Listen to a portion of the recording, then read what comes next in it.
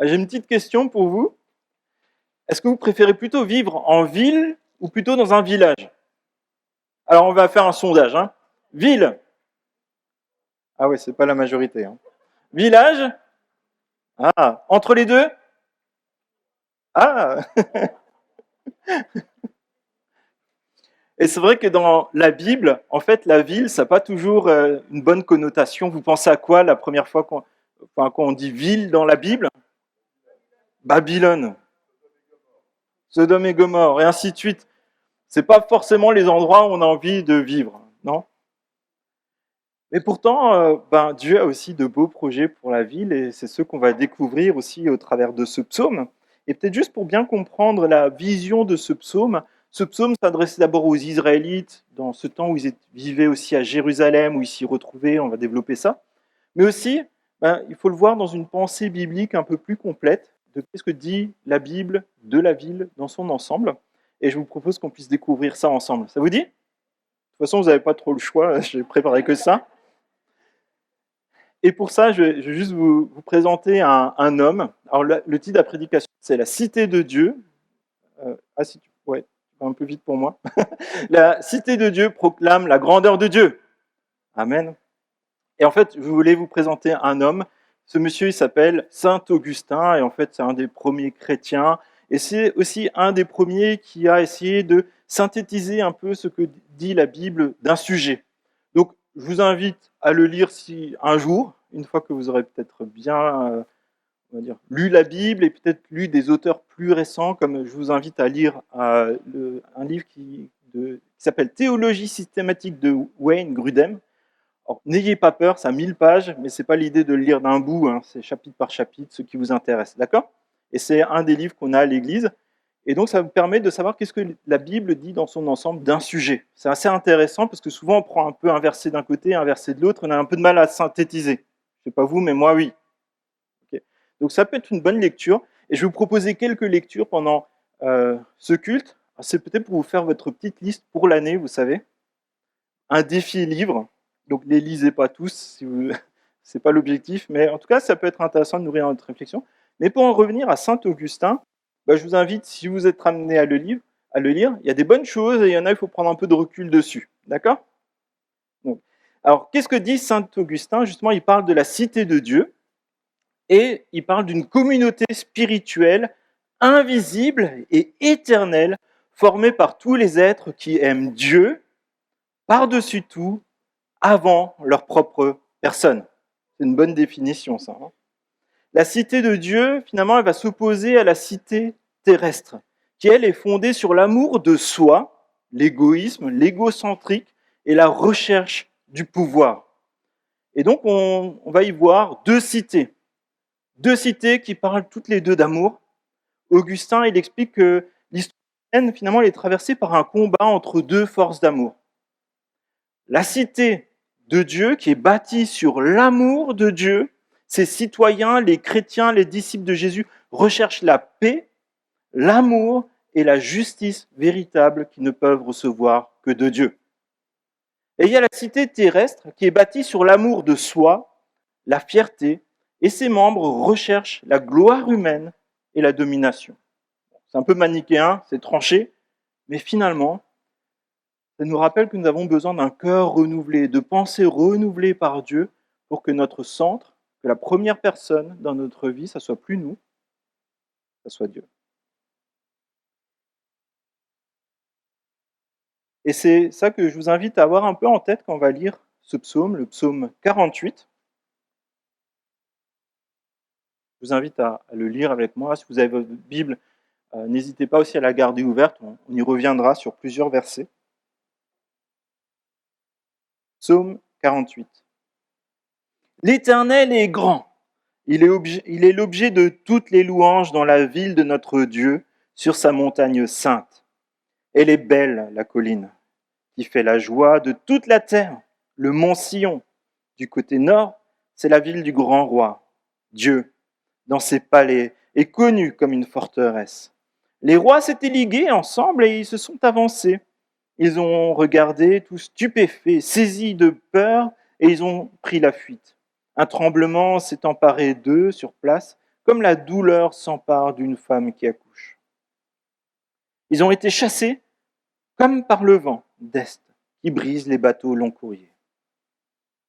Ce que nous avions entendu dire, nous l'avons vu dans la ville de l'Éternel, le Maître de l'univers dans la ville de notre Dieu. Dieu l'affermira pour toujours. Ô Dieu, nous pensons à ta bonté au milieu de ton peuple. Ton nom, ô Dieu, et ta louange retentissent jusqu'aux extrémités de la terre. Ta main droite est pleine de justice. Le mont Sion se réjouit. Les villes de Juda sont dans l'allégresse à cause de tes jugements.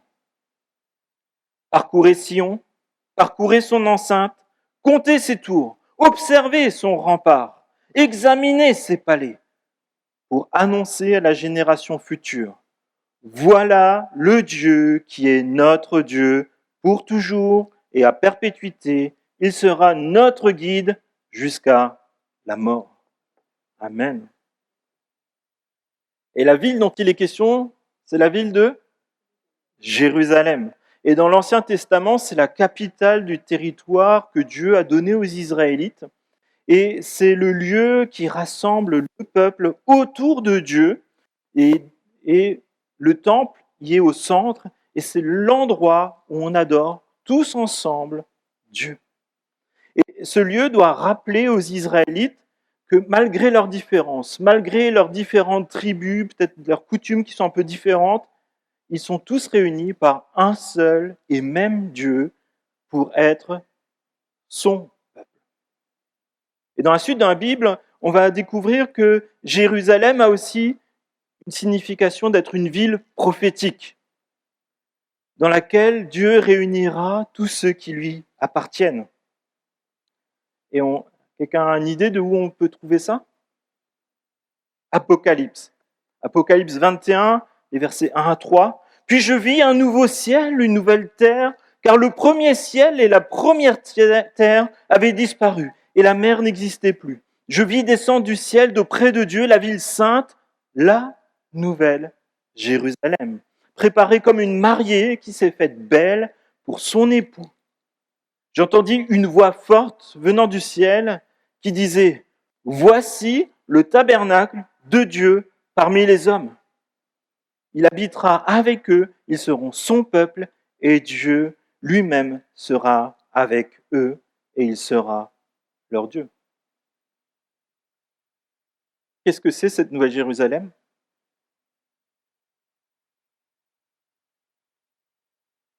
Ah oui, vous n'êtes pas très courageux là ce matin. C'est la cité de Dieu, c'est le royaume de Dieu, oui, et finalement c'est l'Église. C'est l'Église qui est réunie pour former le peuple de Dieu, la ville de Dieu, le royaume de Dieu, vivre avec Dieu. Je ne sais pas si vous vous rendez compte là juste. C'est que Dieu, il a un projet éternel dans lequel il a pensé à toi. Il a pensé à notre Église.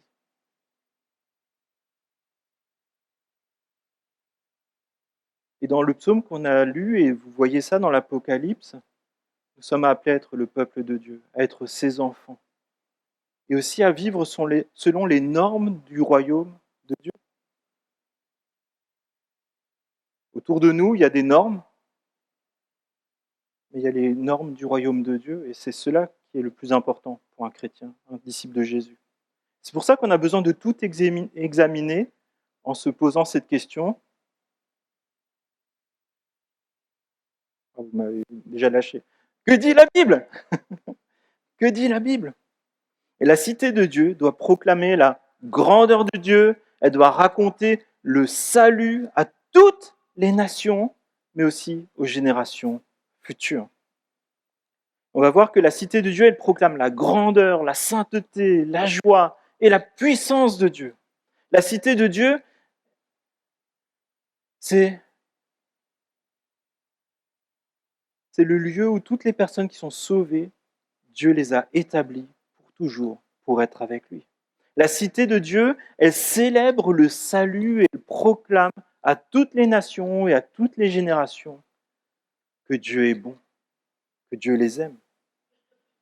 Je propose qu'on revoie ça ensemble au verset 2. J'ai pris une traduction un tout petit peu différente, qui est parole vivante. Le Seigneur est grand, infiniment digne de toute louange. Sa montagne sainte est dans la cité de notre Seigneur. Oui, la cité de Dieu, elle proclame tout d'abord la grandeur de Dieu. Et lorsqu'on se réunit pour adorer Dieu, et en fait, je ne sais pas si vous le savez, mais en fait, il y a l'équipe de louange et le prédicateur, ils ne parlent pas forcément beaucoup sur qu'est-ce que l'un et l'autre vont faire. Mais vous voyez, par exemple, aujourd'hui, c'est encore une des fois où Dieu a conduit, il a dressé un fil conducteur qui nous amène à être à son écoute du début à la fin. L'adoration, elle doit refléter la grandeur de Dieu. L'adoration véritable, elle ne dépend pas des circonstances, elle ne dépend pas d'une ambiance, elle ne dépend pas des choses qu'on pourrait fabriquer autour. L'adoration véritable, elle dépend de notre compréhension de qui est réellement Dieu. Qui est réellement Dieu? Dieu est grand, Dieu est puissant, Dieu est bon, et Dieu a un amour extravagant. Un amour qui dépasse tout ce qu'on peut imaginer. Et ça nous pose cette question lorsqu'on vient pour adorer Dieu dans notre quotidien, mais peut-être aussi plus particulièrement quand on se retrouve ensemble en tant qu'Église, est-ce que nous avons conscience du grand Dieu que nous venons rencontrer? Est-ce que lorsque nous nous réunissons, est-ce que nous faisons comme dans ce psaume où on fait « Waouh ! Je suis émerveillé devant ce Dieu ». On l'a chanté, hein? Entre ce qu'on a chanté et ce qu'on pense. L'idée, c'est qu'on se rapproche de plus en plus pour que les vérités bibliques qui sont dans nos chants, qui sont dans les prédications, que ça nous imprègne nos pensées, notre cœur, tout notre être. Et c'est ça l'objet de la louange, c'est qu'on va apprendre de mieux en mieux à connaître Dieu. Et c'est là aussi où plus on va cultiver cela, plus ça va déborder de nos cœurs. On va louer Dieu d'une manière qui sera totalement différente. Et dans notre cheminement de vie chrétienne, alors il y a des hauts et des bas, on est tous d'accord là-dessus. En fait, on devrait aller de progrès en progrès dans notre adoration de Dieu. Pourquoi? Parce qu'on connaît de mieux en mieux Dieu. Et c'est une ville qui proclame la grandeur de Dieu, mais qui proclame aussi là, c'est juste après, j'essaie de faire dans l'ordre, l'amour c'est après, la sainteté de Dieu. Ça fait bizarre hein, quand on parle de sainteté. Dans la ville de notre Dieu. Comprenez ça, aucune ville, aucun bâtiment, aucune organisation humaine, ni même une église, même si elle est belle d'apparence, ne peut être belle aux yeux de Dieu, ni même être sainte si Dieu n'y habite pas, s'il n'y réside pas. Ça nous pose cette question, est-ce que Dieu, il est vraiment propriétaire de nos cœurs, de notre église, ou est-ce qu'il est locataire? Et là, il est question que Dieu, il est présent au milieu de son peuple, il est présent au milieu de son Église, et c'est la beauté de cette cité. Ce n'est pas la cité pour ce qu'elle est. Ce qui fait la beauté de cette ville, ce qui fait sa sainteté, c'est que Dieu y réside. Et c'est pour ça que l'Église, elle est belle. Même si parfois, il y a des choses qui ne nous conviennent pas tout à fait, mais elle est belle parce que Dieu y réside. Car Dieu y règne, Dieu construit, Dieu façonne les cœurs.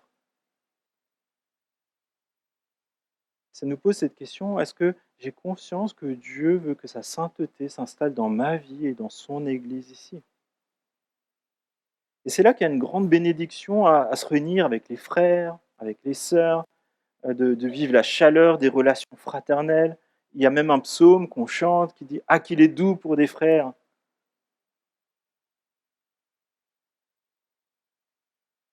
Amen.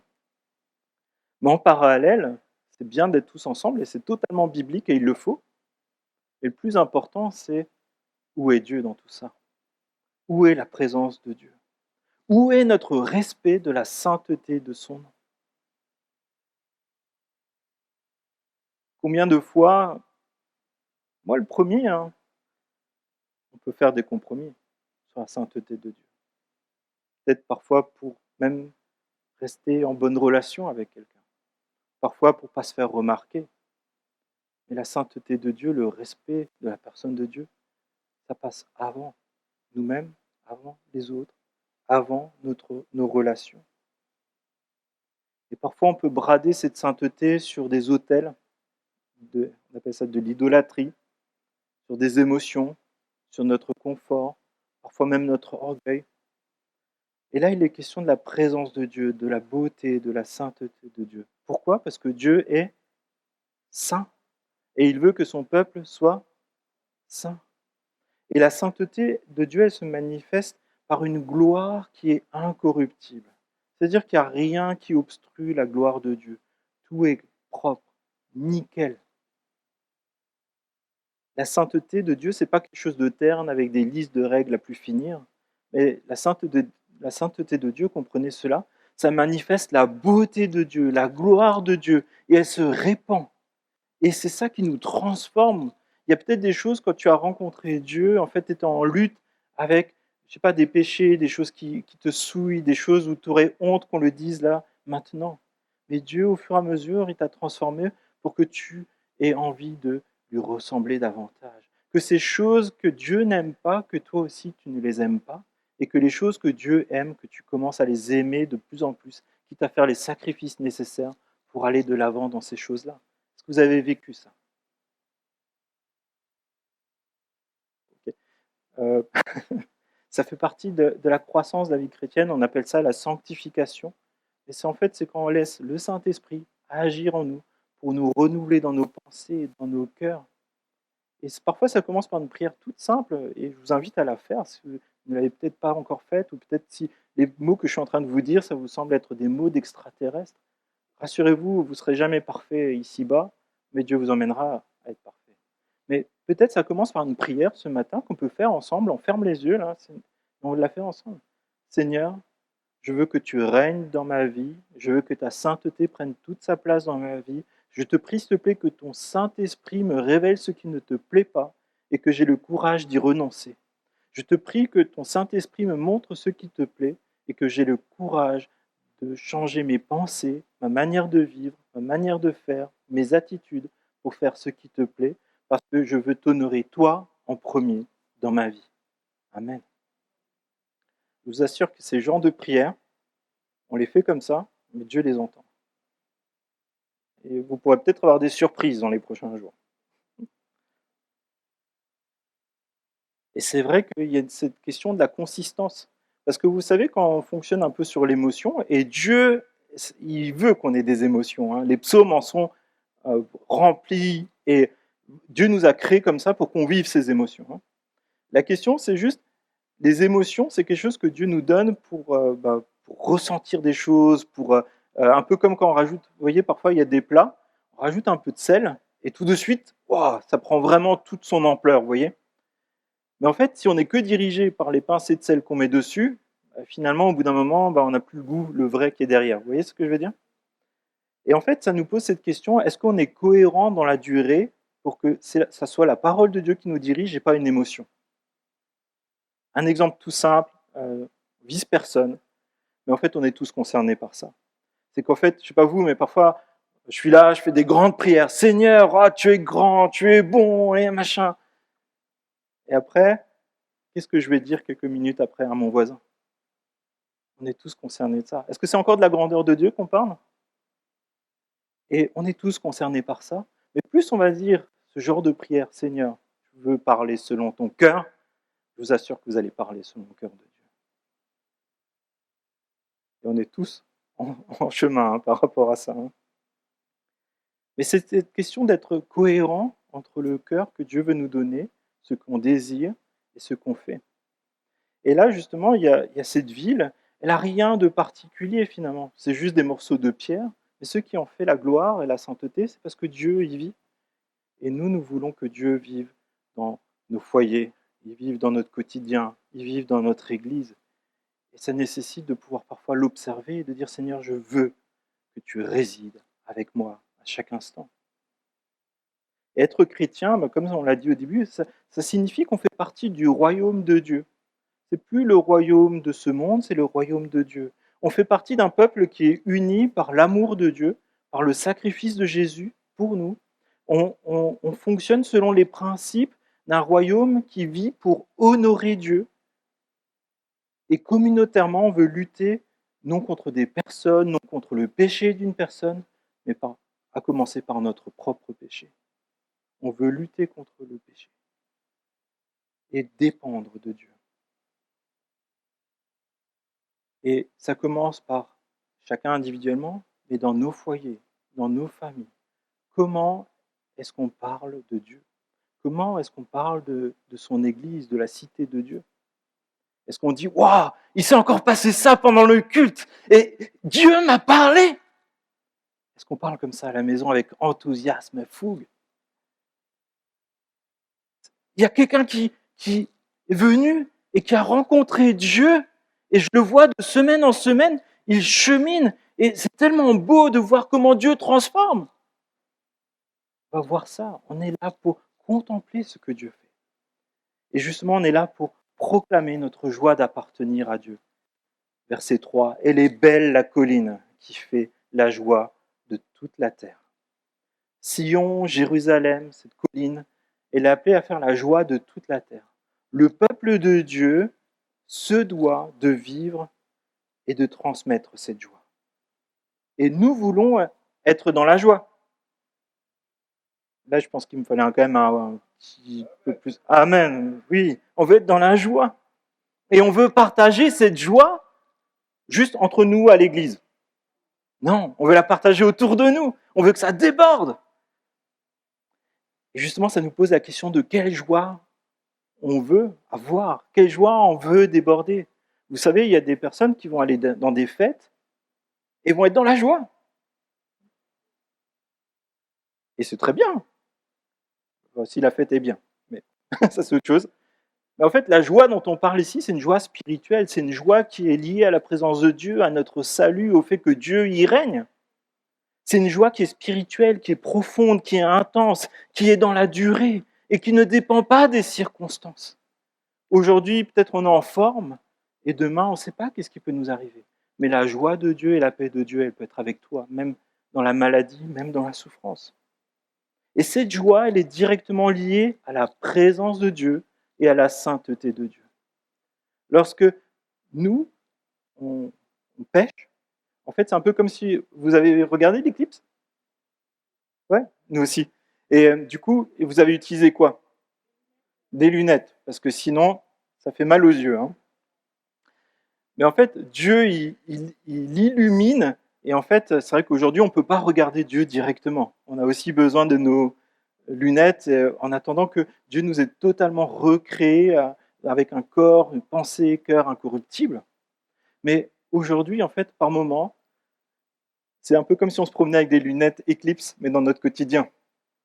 Alors, je ne vous invite pas à essayer, mais je pense que vous êtes quasiment sûr, avant d'avoir traversé la rue, de vous être pris un panneau.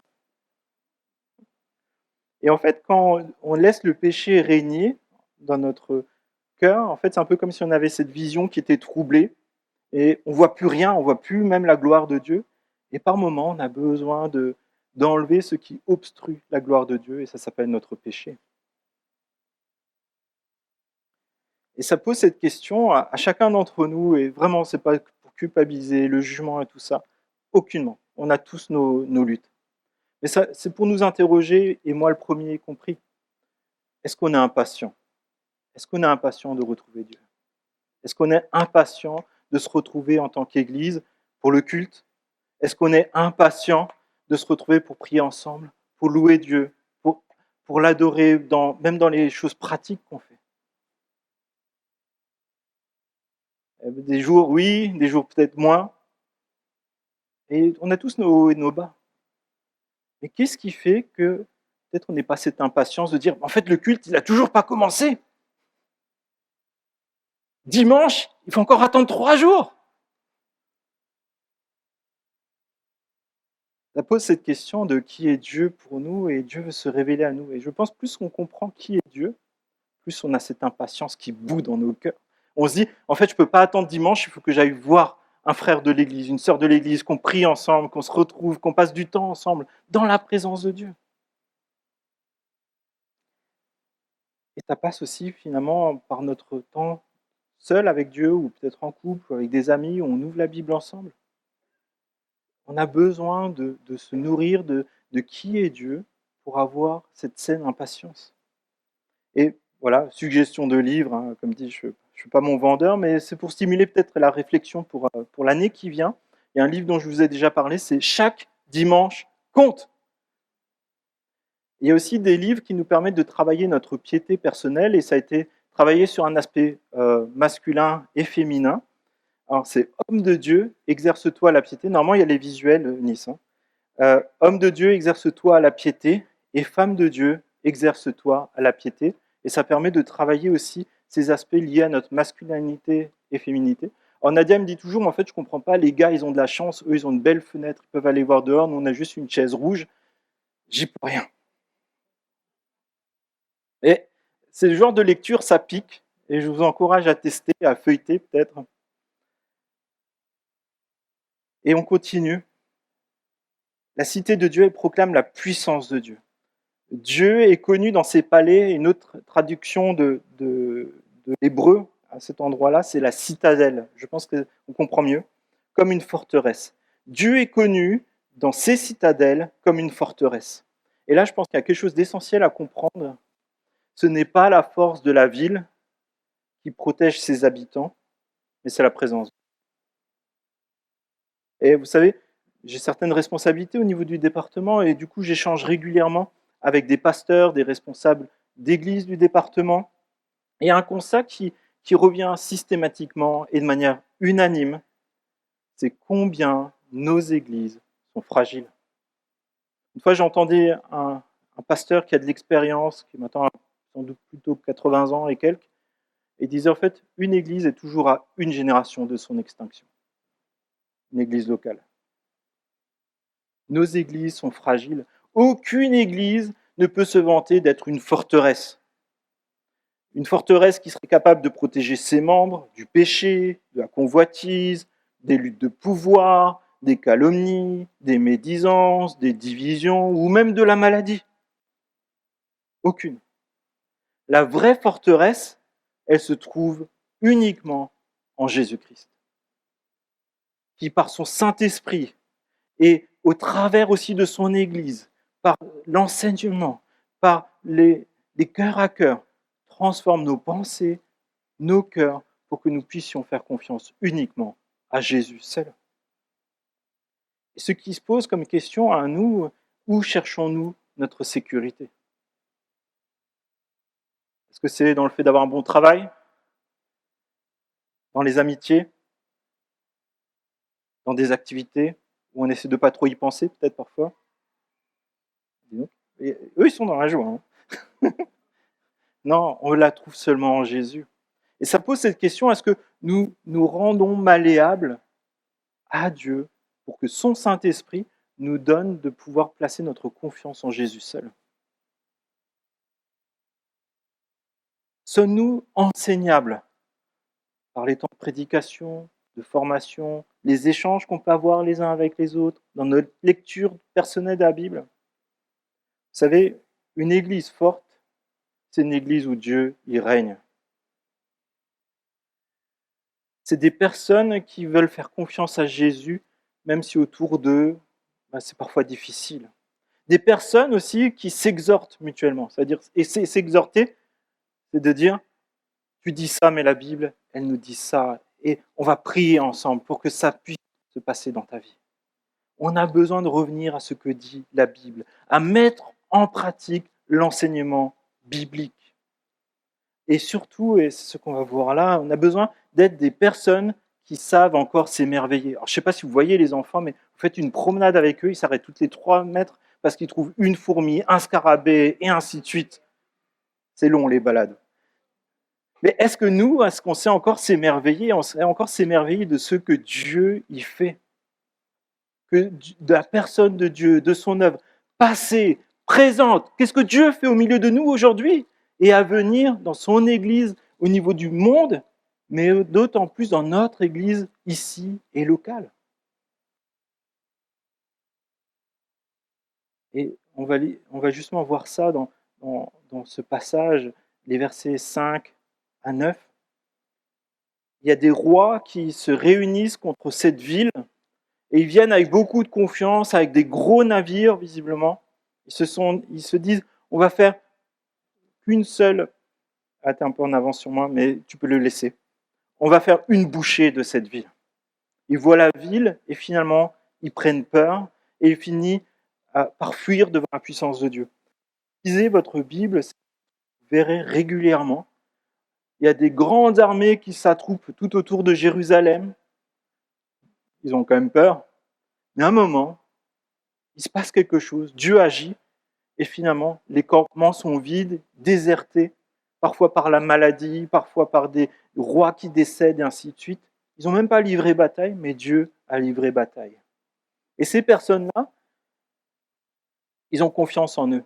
Vous connaissez ce bateau? Le Titanic. Et qu'est-ce qu'on disait au moment où il a été mis à l'eau? Insubmersible. Et il a navigué combien de jours? Je pense un peu plus, mais il n'a pas fait long feu. Ils avaient des grandes ambitions, ces hommes-là, des ambitions de destruction, de déstabilisation, d'anéantir le peuple de Dieu, la ville où il y a le temple pour adorer Dieu. Et finalement, l'image que prend le psalmiste, inspiré par le Saint-Esprit, ce sont des grands bateaux qui se pensent invincibles. Mais en quelques heures, ces bateaux sont brisés et ses occupants se retrouvent à la mer. Il y a ce qu'on voit et ce que Dieu y fait et qu'il accomplit et que lui voit. Et ça nous pose quand même cette question, je ne sais pas qui vous êtes, votre cheminement, où vous en êtes avec Dieu.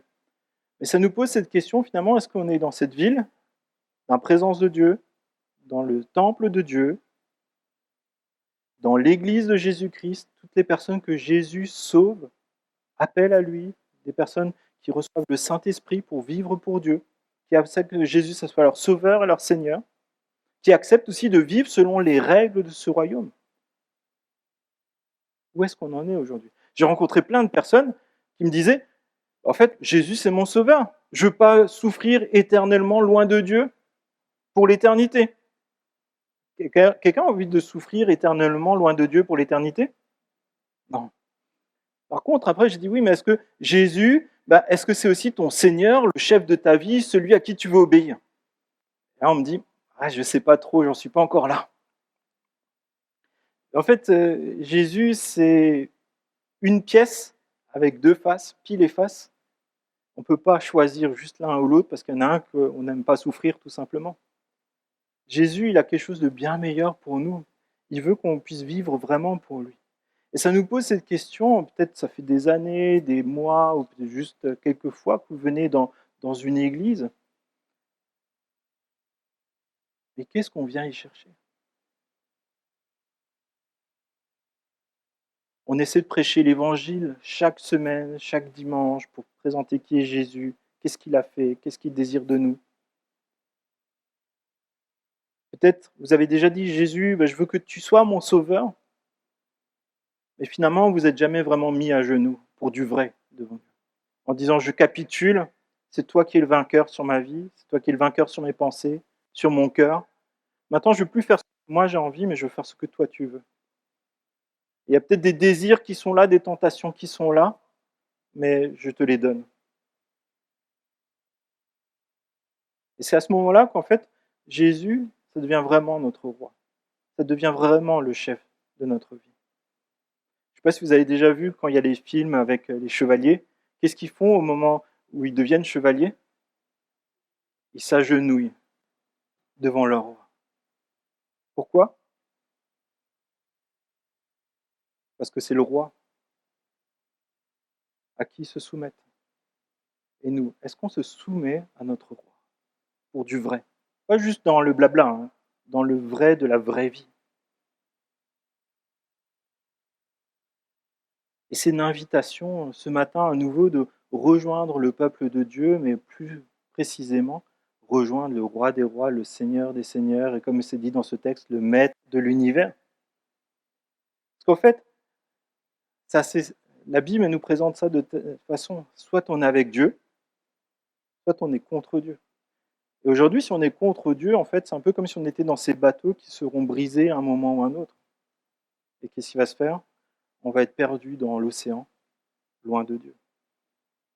Soit on est avec Dieu, dans sa maison, dans son temple, à proximité de lui, dans sa ville. Tous les jours, on le voit, on l'adore, on apprend à le connaître, on le sert. Mais il y a seulement ces deux endroits-là. Et c'est pas possible d'être au milieu. Et aujourd'hui, c'est un jour que Dieu donne encore pour rejoindre cette ville. Taper à la porte et de dire, moi je veux être un enfant de Dieu. Je veux que Jésus soit mon sauveur, mais aussi mon roi, pour du vrai.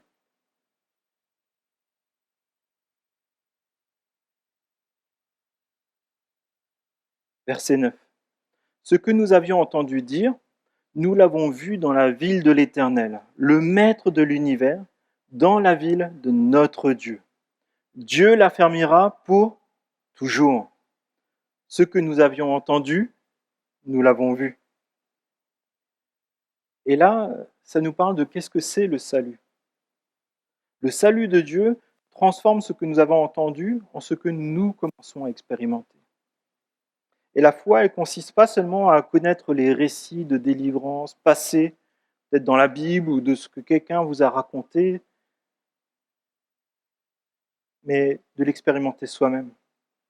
Et si vous vous confiez à Dieu, ces récits miraculeux que vous avez lus dans la Bible, les interventions que Dieu a menées pour délivrer son peuple, a mené le salut, ça fait aussi partie de votre patrimoine après.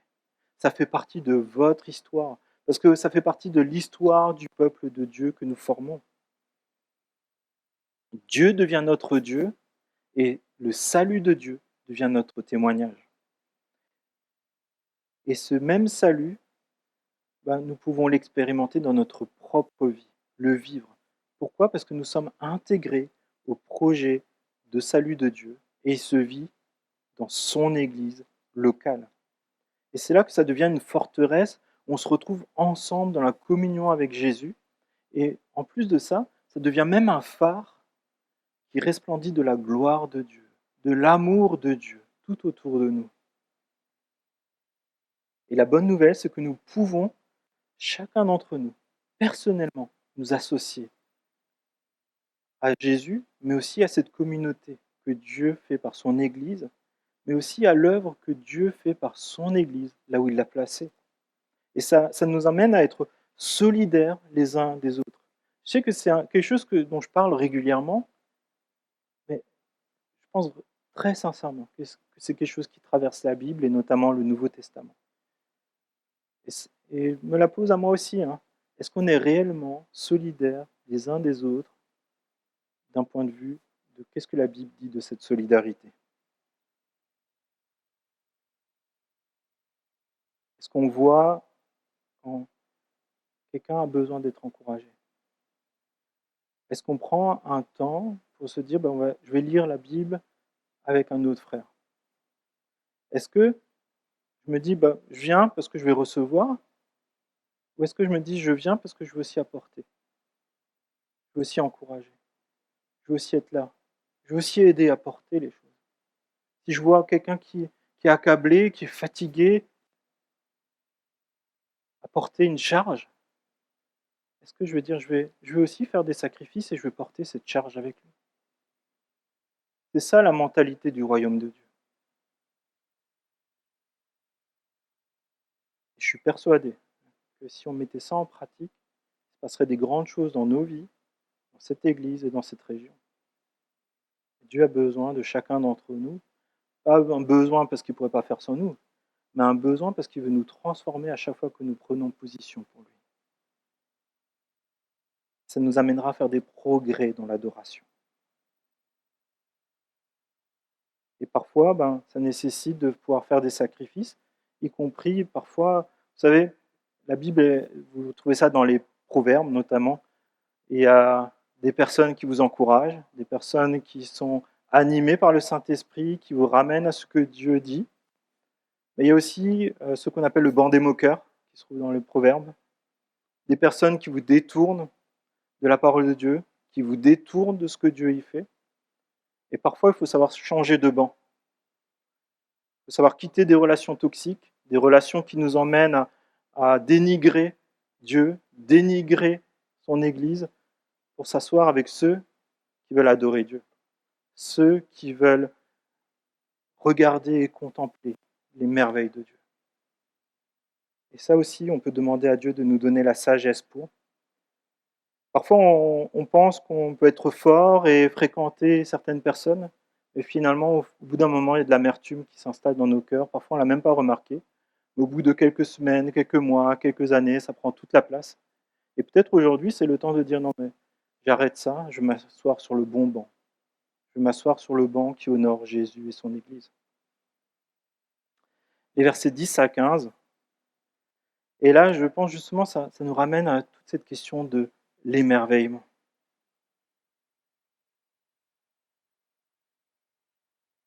Dans ces versets, il n'est pas dit « Regardez tout ce qui ne va pas ». Je suis sûr que dans ces murailles, il y avait sans doute des trous, des choses qui n'étaient pas si bien que ça. Ne regardez pas tout ce qui pourrait être mieux. Moi, je suis plutôt pour dire on peut toujours améliorer des choses, mais là, dans ce qui est dit, regardons à qui est Dieu et son œuvre. Ça nous amène à méditer que notre salut, il est immérité. Dieu délivre de la mort du péché, de cette séparation avec lui. Lorsque nous l'observons, nous nous rappelons de notre propre salut. Nous nous rappelons que nous ne méritons rien, mais que nous avons tout reçu. Nous observons aussi que Dieu appelle des personnes qui peut-être font des choses bizarres, mais Dieu les appelle pour être elles aussi sauvées. Et peut-être nous aussi, on faisait des choses bizarres au moment où on a rencontré Dieu. Ça nous rappelle aussi que Dieu a répondu de bien des manières à nos détresses, à nos prières.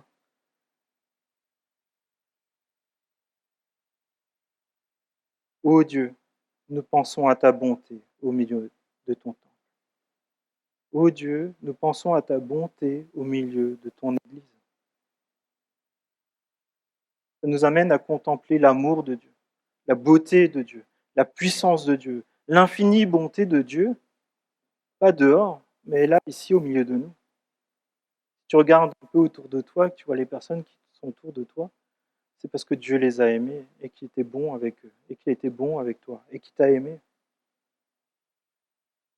Ça nous pose cette question, oui, quand on est ensemble, normalement ça devrait bien se passer, mais il y a aussi quelque chose de particulier, c'est que nous sommes dans notre semaine, lorsque nous sommes parfois à notre travail ou autre, nous restons l'Église. Nous sommes l'Église dispersée qui est un témoignage de Dieu, des ambassadeurs. Comment est-ce que dans ma semaine, je représente l'Église de Jésus? Dans mes paroles, dans mes actes, dans mes attitudes, que ce soit avec les chrétiens et les non-chrétiens? Comment est-ce que je représente la sainteté, l'amour, la bonté de Dieu? Et notre expérience, finalement, elle doit aller jusqu'aux extrémités de la terre, jusqu'à des peuples qui n'ont jamais entendu parler de Dieu. Ça nous emmène bien plus loin que la Seine-et-Marne et notre pays. Ton nom, ô Dieu, ta louange retentit jusqu'aux extrémités de la terre.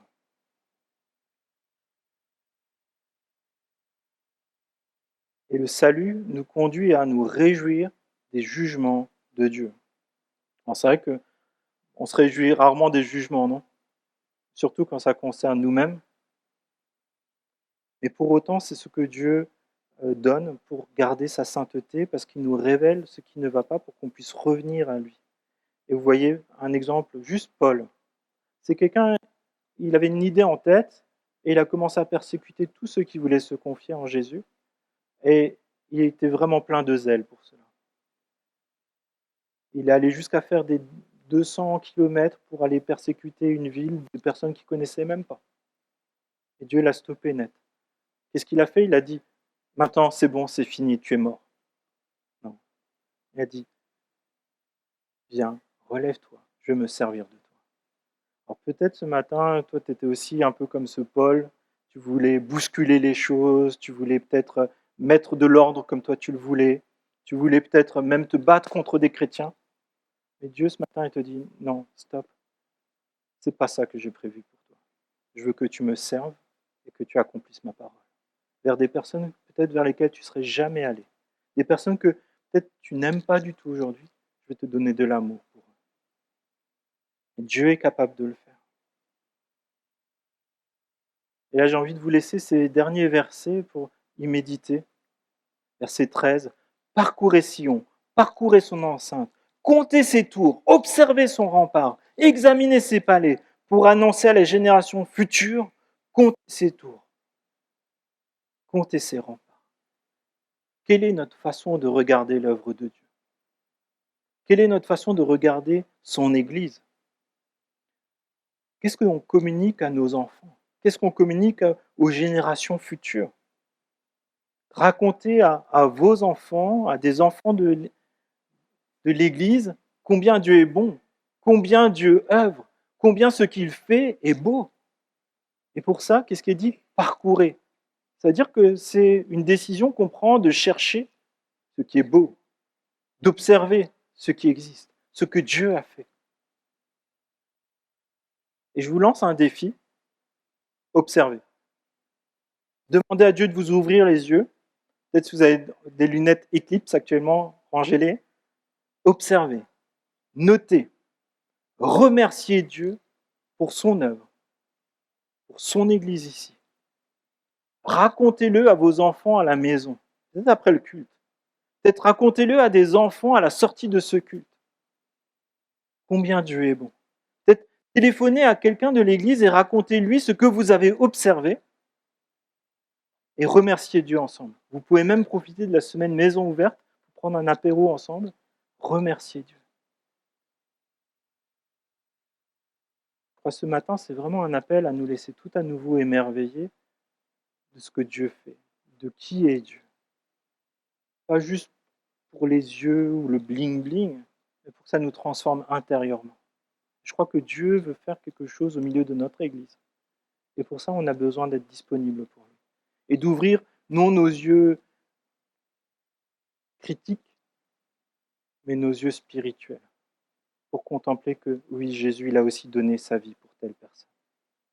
Oui, Jésus, il a aussi un projet pour telle personne. Oui, Jésus, il a un projet pour notre Église. Pourquoi? Parce qu'en fait, la louange, on est content de se voir le dimanche. Alors ça dure un certain temps, puis le prédicateur, il déborde. Mais la louange, c'est l'éternité. L'investissement qu'on fait aujourd'hui d'apprendre à connaître Dieu, c'est ce que vous emmènerez dans l'éternité. Tout le reste, ça restera ici. Mais ça, vous l'emmènerez. Ça, vous pourrez le transmettre à vos enfants, aux enfants de notre Église, et jusqu'aux extrémités de la terre. C'est le meilleur investissement qu'on peut faire, les amis. Et ça commence par l'émerveillement, l'adoration, la contemplation.